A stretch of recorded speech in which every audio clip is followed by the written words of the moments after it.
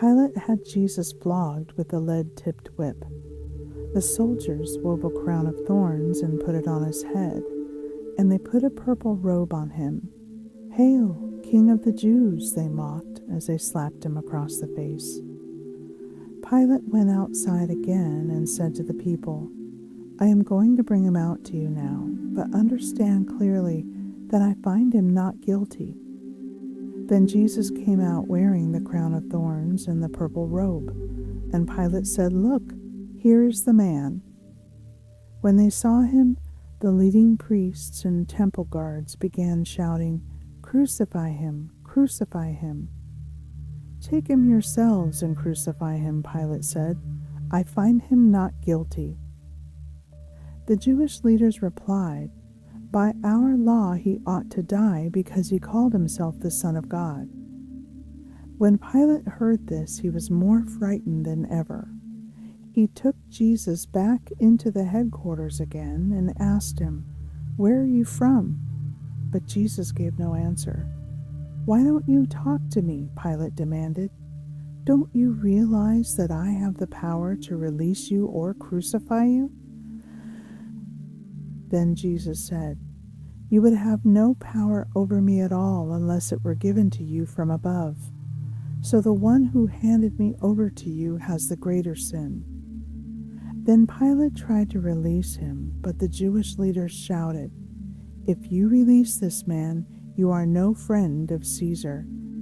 Anyone who declares himself a king is a rebel against Caesar." When they said this, Pilate brought Jesus out to them again. Then Pilate sat down on the judgment seat on the platform that is called the stone pavement, in Hebrew, Gabbatha. It was now about noon on the day of preparation for the Passover, and Pilate said to the people, "Look, here is your king." "Away with him," they yelled. "Away with him! Crucify him!" "What? Crucify your king?" Pilate asked. "We have no king but Caesar," the leading priests shouted back. Then Pilate turned Jesus over to them to be crucified. So they took Jesus away. Carrying the cross by himself, he went to the place called Place of the Skull, in Hebrew, Golgotha. There they nailed him to the cross. 2 others were crucified with him, one on either side with Jesus between them. And Pilate posted a sign on the cross that read, "Jesus of Nazareth, the King of the Jews." The place where Jesus was crucified was near the city, and the sign was written in Hebrew, Latin, and Greek, so that many people could read it. Then the leading priests objected and said to Pilate, "Change it from the King of the Jews to, 'He said, I am King of the Jews.'" Pilate replied, "No, what I have written, I have written." When the soldiers had crucified Jesus, they divided his clothes among the 4 of them. They also took his robe, but it was seamless, woven in one piece from top to bottom. So they said, "Rather than tearing it apart, let's throw dice for it."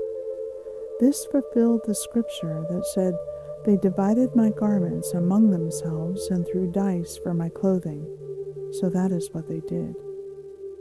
Standing near the cross were Jesus' mother and his mother's sister, Mary, the wife of Clopas, and Mary Magdalene. When Jesus saw his mother standing there beside the disciple he loved, he said to her, "Dear woman, here is your son."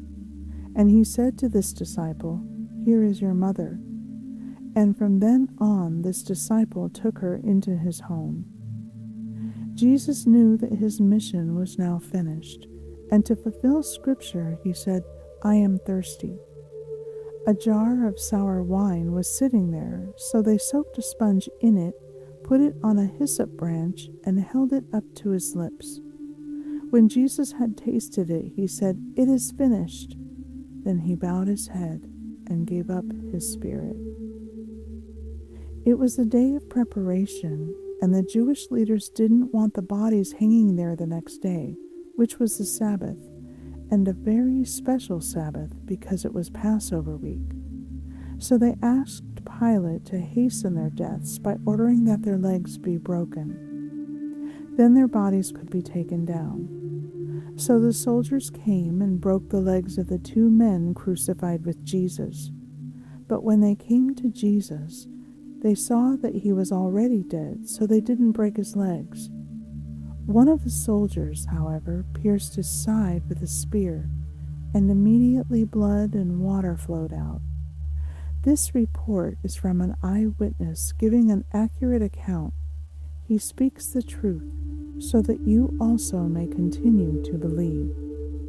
These things happened in fulfillment of the scriptures that say, "Not one of his bones will be broken," and "They will look on the one they pierced."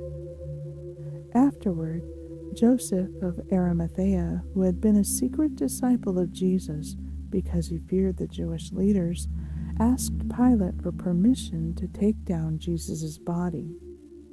When Pilate gave permission, Joseph came and took the body away. With him came Nicodemus, the man who had come to Jesus at night. He brought about 75 pounds of perfumed ointment made from myrrh and aloes. Following Jewish burial custom, they wrapped Jesus' body with the spices in long sheets of linen cloth. The place of crucifixion was near a garden, where there was a new tomb never used before. And so, because it was the day of preparation for the Jewish Passover, and since the tomb was close at hand, they laid Jesus there.